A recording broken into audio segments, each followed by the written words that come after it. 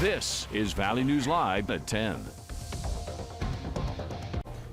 Welcome to Valley News Live at 10. I'm Stacey Van Dyke. And I'm Justin Betty. Today, more than 15 months after a grisly murder of a 14-year-old West Fargo girl, jurors got a look at surveillance video from the attack. 23-year-old Arthur Colley is accused of stabbing and strangling Jupiter Paulson to death in a Fargo strip mall parking lot last June.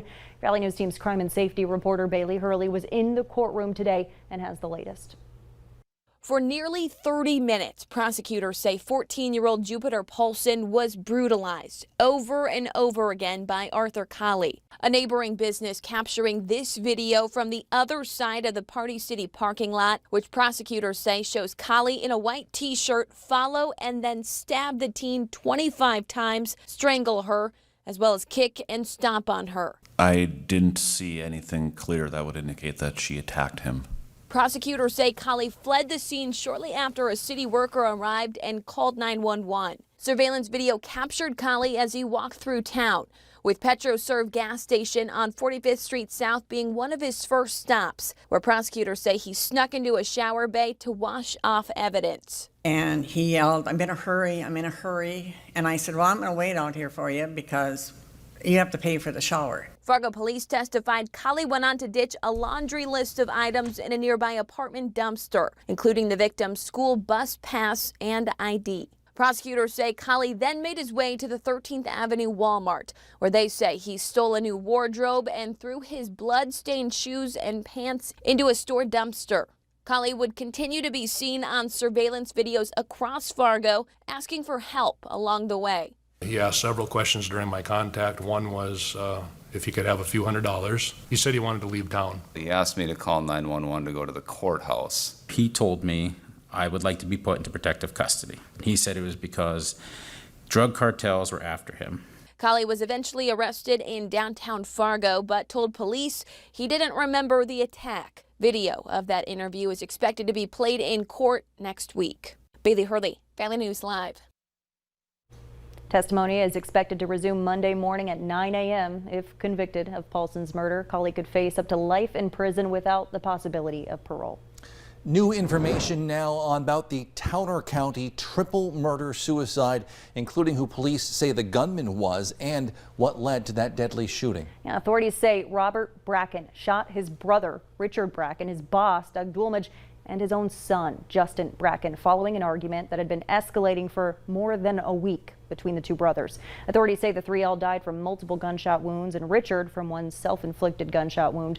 His gun was also found at the scene. All four people had been found dead in a rural wheat field about 13 miles northeast of Leeds. All right, switch gears here a little bit now. Let's talk about the weather, what Mother Nature has in store for the weekend, which is here. First Alert Storm Team Chief Meteorologist Hutch Johnson joins us now with the details. Hutch! Hey, happy Friday, everyone, and thanks, Justin. I got to tell you, temperature-wise, you can see the cold pool of air diving all the way out into the Rocky Mountains of Colorado. We're 54 in Fargo, a little cooler in Denver.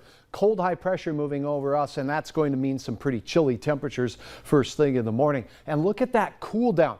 These are temperature changes where you see the purple here. It's 27 degrees colder than yesterday at this time in Denver. And we had some of those 30 to 40 degree cool downs in our region yesterday. Right now, 48 Jamestown, 48 Hallock, and we are in the low to mid 50s up and down the Red River Valley. Oh no! Frost advisory out in the western part of the Dakotas. They'll be scraping some frost. For us, we have clouds and a few showers and a recent rumble of thunder there north of Rock Lake, and quiet with just a few sprinkles exiting Elbow Lake and eastern portions of Otter Tail County. We're on our way into the low 40s tonight, so crack the window, but maybe not so much. It's going to be very chilly again on Sunday. We'll have hour-by-hour details in your forecast coming up here in just a few moments. All right, thanks so much, Hutch. New tonight, the West Fargo district leaders are considering a one-time retention stipend for teachers and subs. Full-time educators will get $500, $400 for all part-time educators, $250 for regular subs. The stipend are expected to cost more than $1 million for the district, but that would come out of the budget funds. The proposal will be discussed in a meeting on Monday.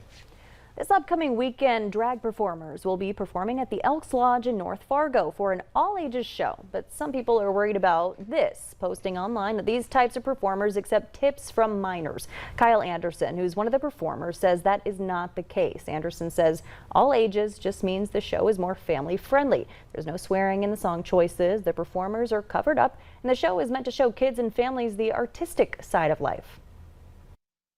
I'm very cautious now going forward about telling my cast, hey, we can't be accepting these tips if they're not in someone's hand.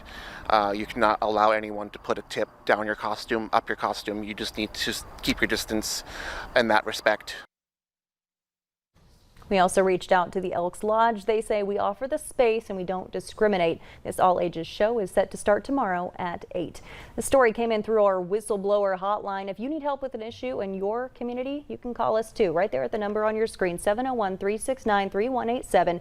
Leave us your tip and we'll do our best to get to the bottom of it. Grand Forks police are investigating an attempted kidnapping. Authorities say a mother and her child were in the downtown area when they were approached by another woman who appeared to be having a mental health crisis. That woman tried to grab the child, police say, but the mother used pepper spray to get away and call police. Authorities say attempted kidnapping charges have now been sent over to the state attorney's office. Now, North Dakota has a reputation for being kind of rural, quiet, safe. But since 2015, the Human Trafficking Task Force says they've served more than 600 victims. That's why they're hosting a Night of Survivor Stories tomorrow at the First Western Bank and Trust in Bismarck. We are seeing North Dakota residents being trafficked, and I think that's really important for people to know. This is absolutely happening in your community. People are being recruited in your community, and there is demand in your community. People are buying sex in your community or exploiting individuals through work. The event kicks off at 6 p.m. A Minnesota man convicted in a brutal 1993 cold case murder has been sentenced to life in prison. And tonight we're getting a look at the evidence that led to the guilty verdict. Jennifer Mayerly has the 3 things that made a lasting impact on jurors. It's our first look inside the gruesome crime scene, the Minneapolis apartment where Jerry Westrom murdered Jeannie Childs decades ago, stabbing her 65 times. He would have had to chase her around the apartment, stabbing her multiple times over and over again.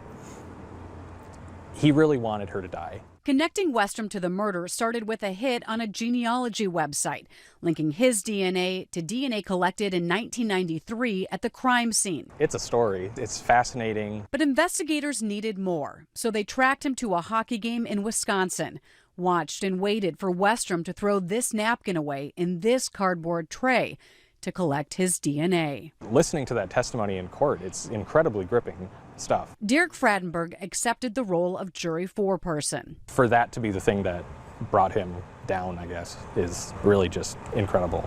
Investigators used that match to arrest Westrom and to build their case. His DNA found on the comforter, a bloody bathroom towel, washcloth, a t-shirt, and in the sink. And then there's the bloody footprint. Even the most charitable reading is that one of the footprints was for sure his. Fradenberg says there's no way to explain away the footprint. It confirmed Westrom's guilt for the jury. It's not a shoe impression or anything like that. It's his bare footprint. And our feet have the same sort of ridges and whorls and everything that our palms and fingers do. Prosecutors then played Westrom's 2019 interview with police. Does this look familiar to you at all? Have you ever been in those buildings that you can remember? No. It's the only time jurors heard from Westrom while on trial, denying he knew Childs and what happened inside the Minneapolis apartment. Now, this is a long time ago. Are you sure on those answers? I haven't. Yeah. Just a guy who didn't have a whole lot to say, but what he had to say, I know they were lies. Is that what it boiled down to, was the police interview, the DNA, and the bloody footprint? Yeah, those 3 things. He said he wasn't there. His DNA proves that he was there. His foot puts him there. His footprint puts him there at the time of the murder. He says he feels for Child's family, saying no one deserves to die that way. That's why it matters that this came up 30 years later. It was so brutal. It's so graphic. You can't just let this go.